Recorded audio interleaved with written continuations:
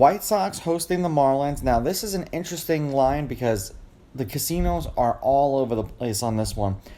Last night, the Marlins were the favorite. This morning, there are casinos that have the Marlins as the underdog. Most of the places do. Both of these teams are minus 110 on the money line. The over-under is 8 runs. The Marlins getting a run and a half on the run line are minus 250. And the White Sox laying a run and a half on the run line are plus 200. Now, if you don't like that and you want the Marlins as the favorite, they have the Marlins at minus 115, the White Sox at minus 105. The Marlins laying a run and a half are plus 130, and the White Sox getting a run and a half are minus 160. So depending upon what side of this game you want, shop around, use a site like VegasInsider.com, totally free, and it'll let you see what casinos have what pricing for which side. Neither one of these pitchers pitched against the opposing team last year or this year. The Marlins are 3-6 in Alcantara's last 9 starts. They did use him in relief once in his last 10 appearances. He's averaging 5 2/3 innings pitched and 5.6 strikeouts per game in those games. So essentially a batter an inning. The White Sox are 5-4 as a team in Kopech's last 9 starts. He's averaging 5 innings pitched and 6.5 strikeouts per game in those games, so basically a batter an inning as well. He may be a guy that you want to look and see what the casino has the over-under for the strikeout line for, so you can either decide whether you want to bet over or under. Head-to-head, the home team is 6-4. The White Sox are 7-3 against the Marlins in their last 10.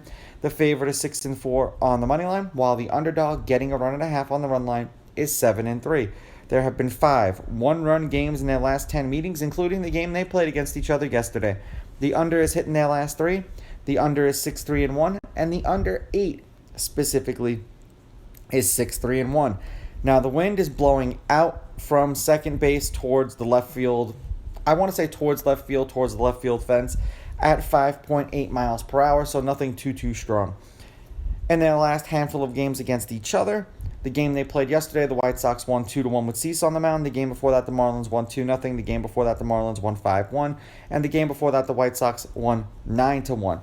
Those last 3 games I read off were in 2019. The Marlins are 7-3 in their last 10, and they are 6-1 in their last 7. 15 runs, 7 runs, 7 runs, 3 runs, 9 runs and a win, 6 runs and a win, 6 runs and a win, 1 run and a loss. The under has hit in their last 2 games, and the over-under is 5-5 in their last 10 games overall. For the White Sox, they are 7-3 in their last 10 as well, and they are also 6-1 in their last 7 and 3-1 in their last 4. 5 runs, 11 runs, 3 runs, 3 runs. 3 runs in a win, 6 runs in a win, shutout and a loss, 2 runs in a win. The under has also hit in their last 2 games, and the under is 6-4 in their last 10. I understand that both of these pitchers' ERAs are a tad bit high, but seemingly there have been a lot of low-scoring games for both of these teams. I'm on the fence with this one because Alcantara has not been what he has been or what he was last year, but Kopech is still giving up a lot of home runs in these games. I'm going to take the Marlins with the money line. I'm going to take the Marlins getting the runs, and I'm going to go over, and this is begrudgingly because of both of these pitchers' ERAs and the fact that Kopech keeps giving up so many home runs. These are just my picks. If you disagree, please go with your gut, and please bet responsibly.